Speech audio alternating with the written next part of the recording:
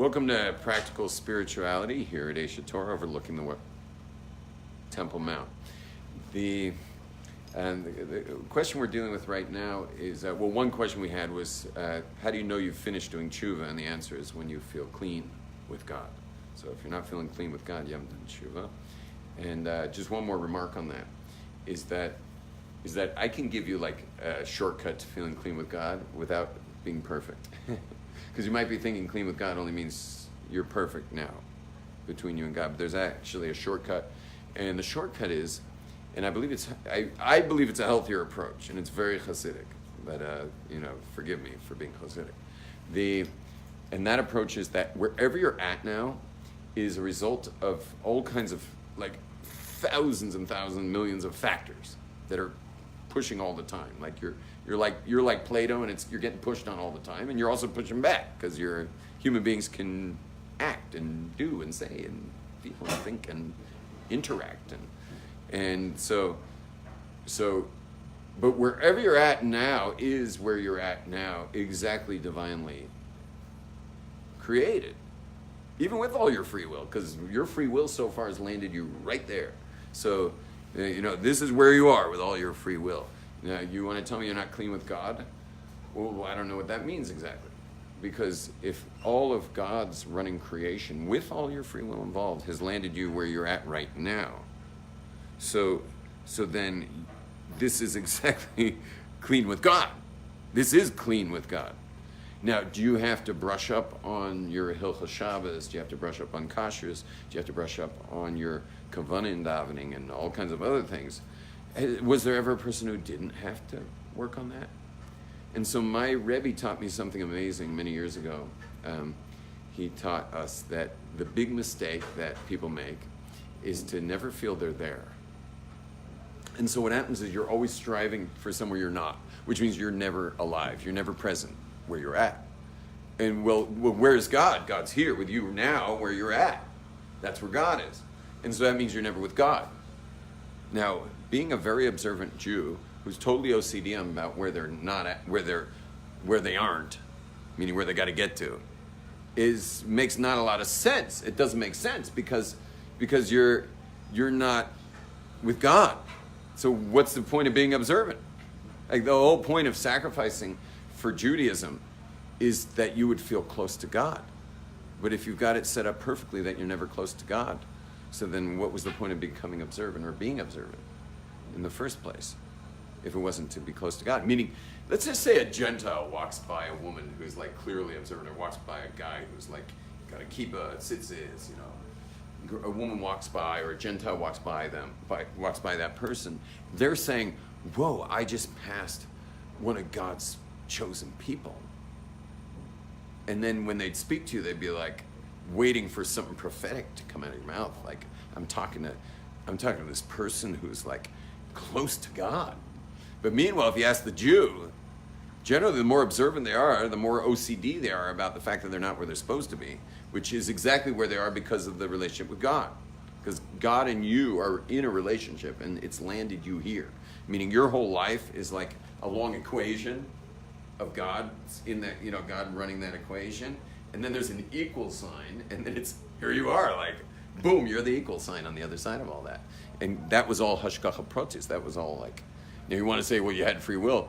Yeah, you had free will, except the variables you were choosing amongst are quite orchestrated, aren't they? Like, everything's quite orchestrated in your life. In the end, you make the choice, but look at how everything was orchestrated. The choices get a little obvious after a while. Like, for example, I could have predicted, like, $1,000 to 1 that you would have come here on this trip. And you might say, no, that was totally unpredictable. And I would say, no, because if you really understood the factors involved, it would have made all the sense in the world that when the factors got aligned right at the right spot, you'd say yes. And so our free will, even with your free will, your only kasha on the fact that you're exactly where you're supposed to be right now, your only kasha on that is, well, I have free will. Maybe I blew it. And I'd say, yeah, you have free will, some free will. But your decisions are quite predictable, given that God's orchestrating all those factors. And not to mention the creator of free will is the one who created the situations. So he's way beyond free will. I mean, God's beyond all that. God's outside time. And so he knows what you're going to choose before you even choose it. There's a whole discussion on how we even can call it choice. Now, we do call it choice because your experience of it was choice. And you also, we're all going to be judged on our experience of choice. So it's got to be, it is real, but God's way beyond that. And God's landed you, the equations landed you, it equals you right now. And that's your closeness with God. So stop denying that you're clean and close to God right now. Do you got to work on some stuff? I know I do.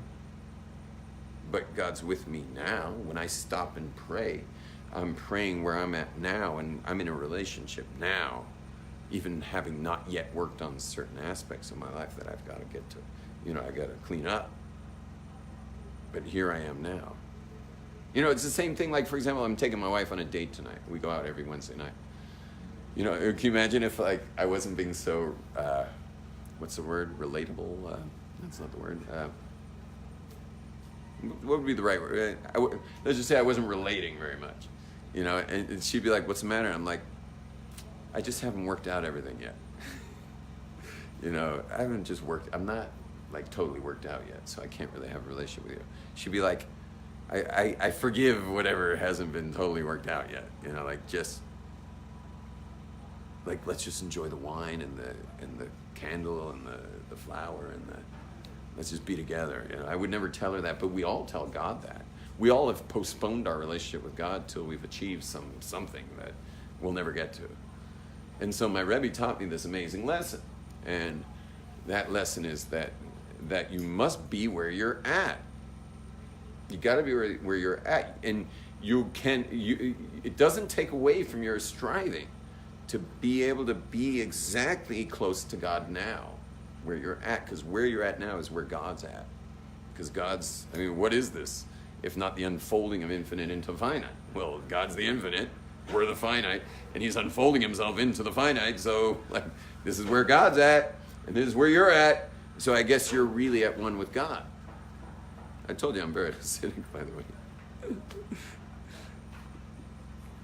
So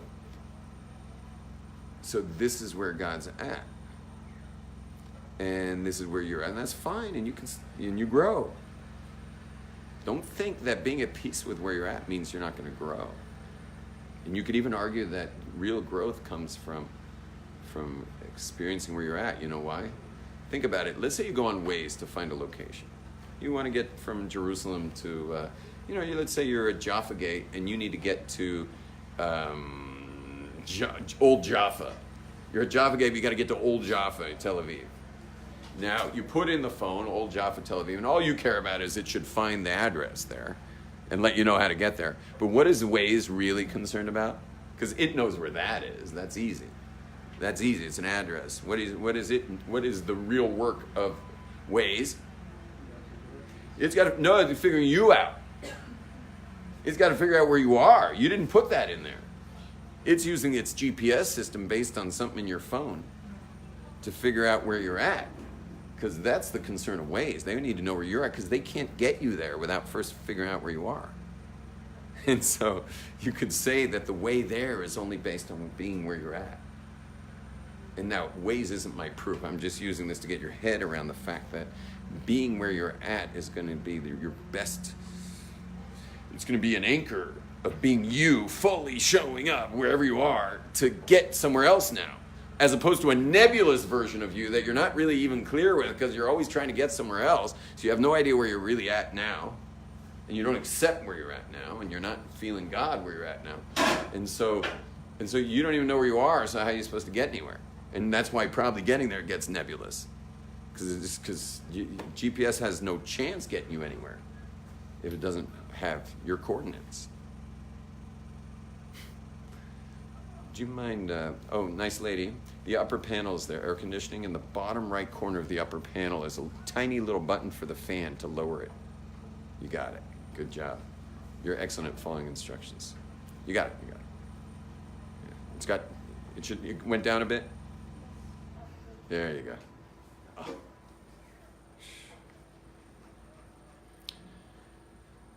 And I'm coming to your point in a second, but So I wanted to say just one more thing is that my Rebbe taught me this years ago, and I said that already. But what happened was it got illustrated in a moment where I was with 9 heavy-duty rabbis. Like we were like doing big work on some stuff. It's called a chabura. Chabura is where you work together with other Torah scholars to kind of innovate. And so we were working together. And what happened was someone realized the sun's going down. We got to daven mincha. But we're only 9. We need a 10th. And we were not in an area that had anyone around, or at least not then. So, and it's getting, it's really the time. And in Israel, time is different than New York. So we're like, we need a minyan. And so the only guy we could find was like this tattooed, body-pierced, like long-haired, like shaved on the sides. It was like, this dude was tripped out guy, and the fact that we even hoodwinked him into our minyan was a miracle, because like when we asked him, he had no intention of coming in there, but I kind of turned on my more persuasive side, which is extremely powerful. What's in that bottle over there? Any water in there, or where? Oh, I'm dying. Yeah, there's a tap. Is that have you been lipping that thing? She's been lipping that. Just take 2 cups and there's a sink. Every once in a while there's a bottle in the room on the right or behind the desk. Look on the right there. So the room on, never mind, she missed that. Anyway, somehow we get this guy in there.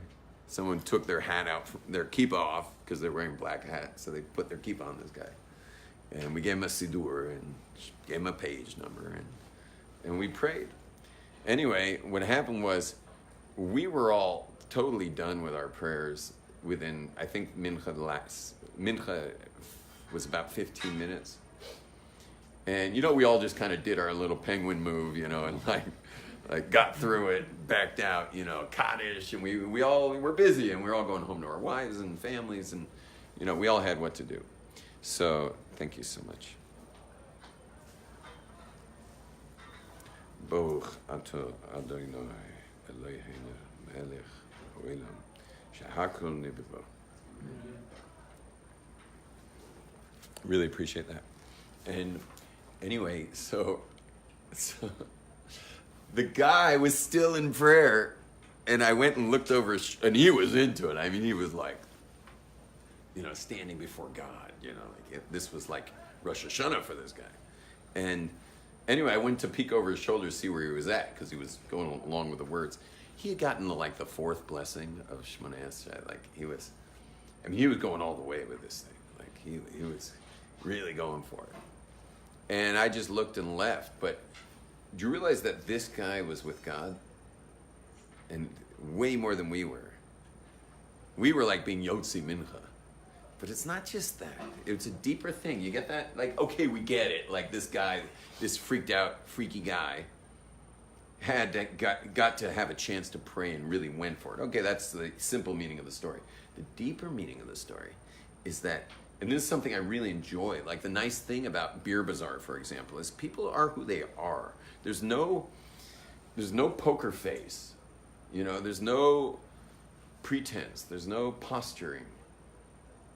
One of the things I like about the mikvah is like every man is naked in the mikvah. I spend every morning stark naked with all my neighbors, okay? And so you could be an important rabbi, but you spend enough days naked with your neighbors, going to the mikvah.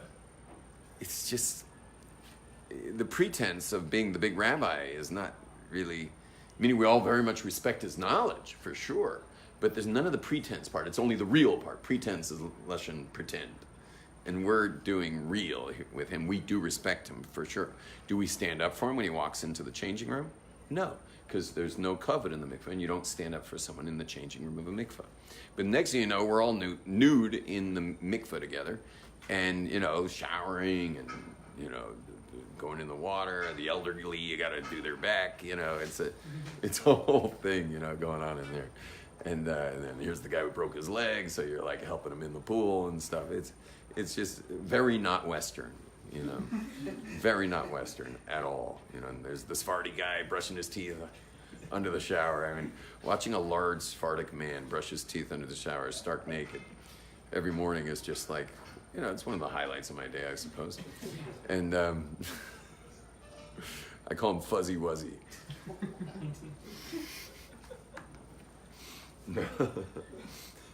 Anyway, but you'll notice the one thing, I can't say a ton of like really positive things about secular culture, but there is one positive thing, is that everyone is like really kind of being who they are, like that.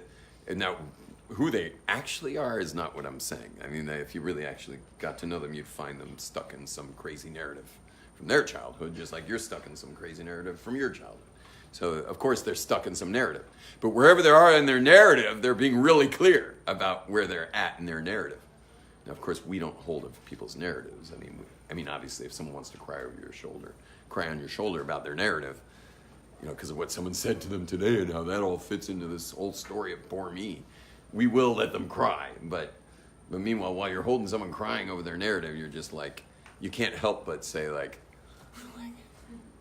what if you were born like 100 feet over? Like, would you really be crying over my shoulder over that?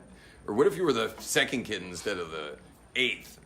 Would you really be crying over on my shoulder over that? It would be a totally different narrative. So you wouldn't even be crying right now over what just happened. But of course, if you're the person crying, it's like, like the whole sky is falling. Now, but the one thing you can say about secular people is they wear it on their sleeve, so to speak. That's what they say. Like you're just being who you are right now. And so this is all to underline my point, and that is that because this guy's really where he's at. He's not living with an OCD Jewish, I'm not there yet mindset. That's what I was saying.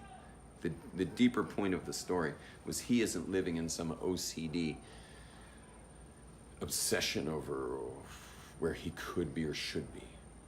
He's just this freaky tattooed guy. And the freaky tattooed guy is now, he's now suddenly in prayer and feeling God in a big way, while the rest of us kind of got in and got out of our prayer service. So it's about being where you are. Thanks for tuning in.